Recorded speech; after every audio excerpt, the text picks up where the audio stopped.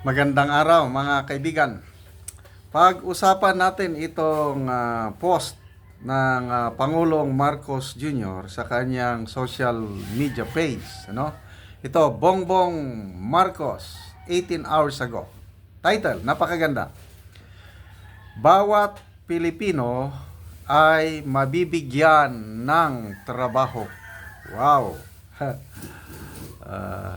With the unemployment rate at its lowest in years, my administration is making sure more Filipinos have access to quality jobs and better opportunities.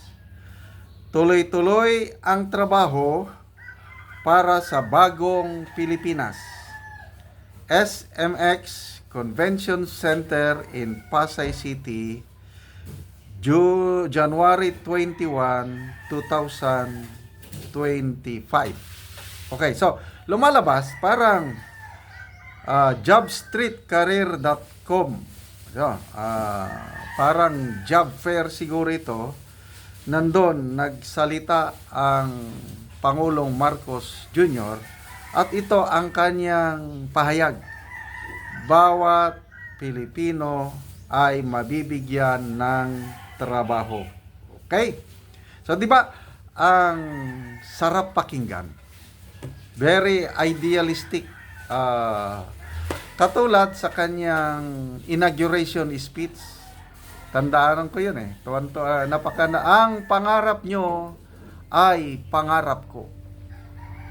Palakpak ang taong bayan, palakpak ang 31.6 million na bumoto sa kanya. Ito na, bayan babangon muli, punong-puno ang pag-asa, ang sambayanang Pilipino noong June 30, 2022. Ang pangarap nyo ay pangarap ko. Idagdag na natin dyan yung 20 pesos per kilo na bigas. We will exert everything. We will exert effort para mapababa ang presyo ng bigas.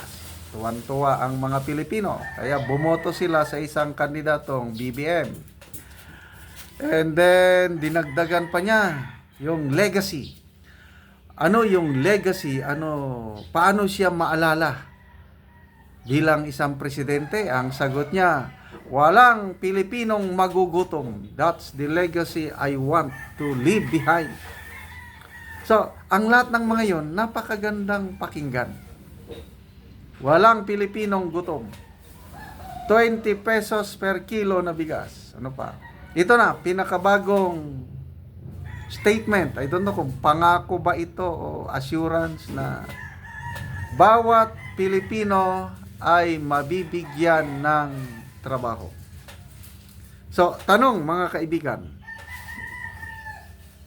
achievable, kaya bang ibigay ng administrasyong ito, kaya ba niyang gampanan na bawat Pilipino ay mabibigyan ng trabaho? I-comment nyo ko, no? Ako yung tatanungin.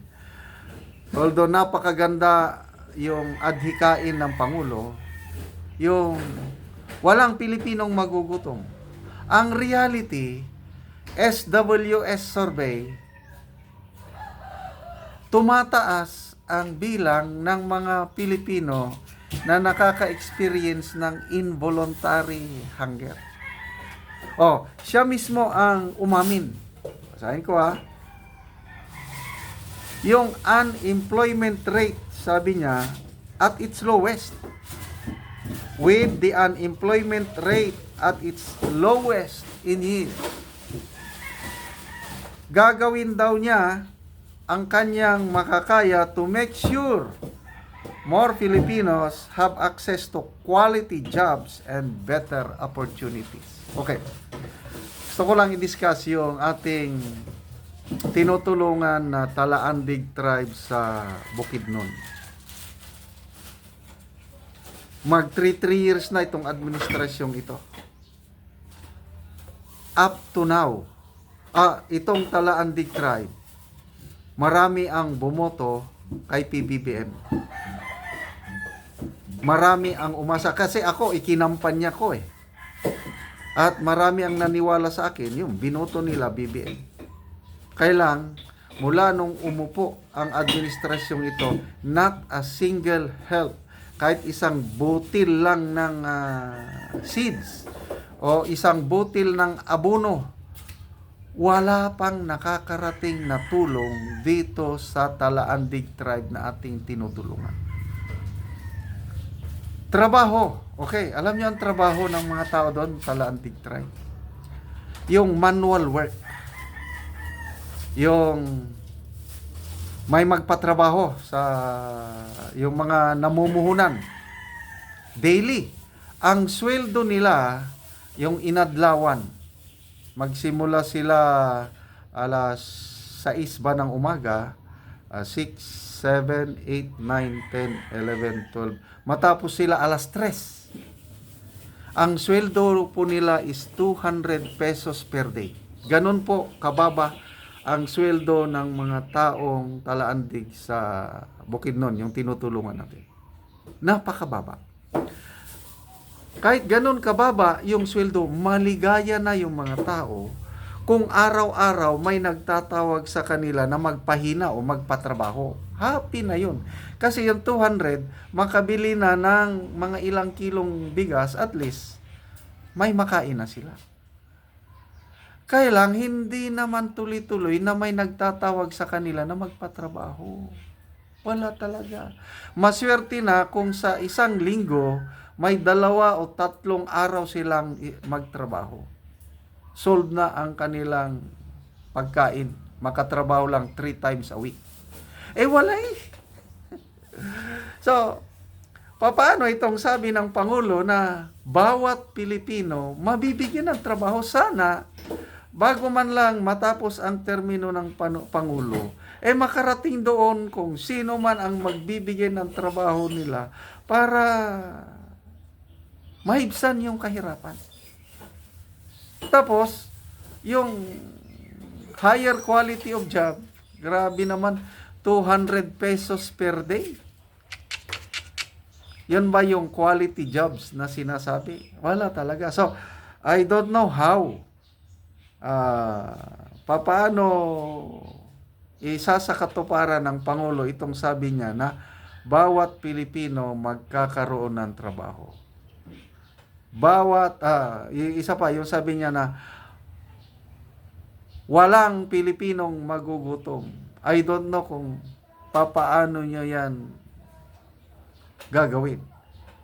Yung 20 pesos per kilo na bigas, wag na tayong umasa. Suntok sa buwan yun.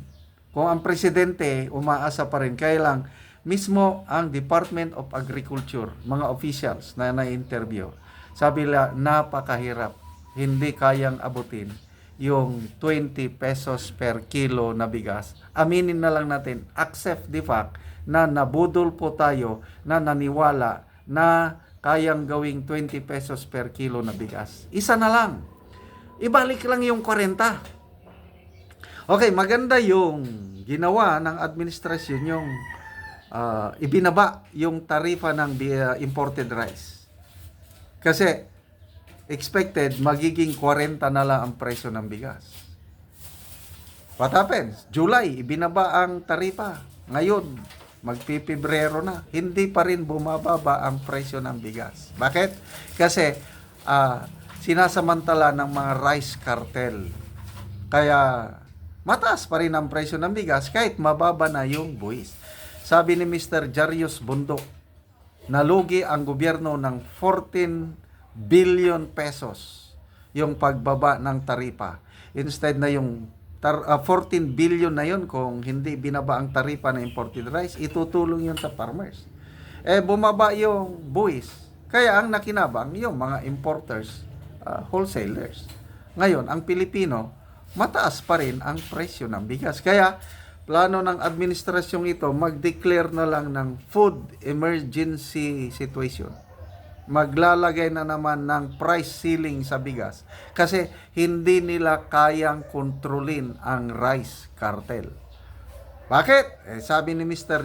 Jarius Bundok, yung article niya kahapon na government to go bankrupt, Filipinos go hungrier. May malakas na backer sa gobyerno ang mga rice cartel.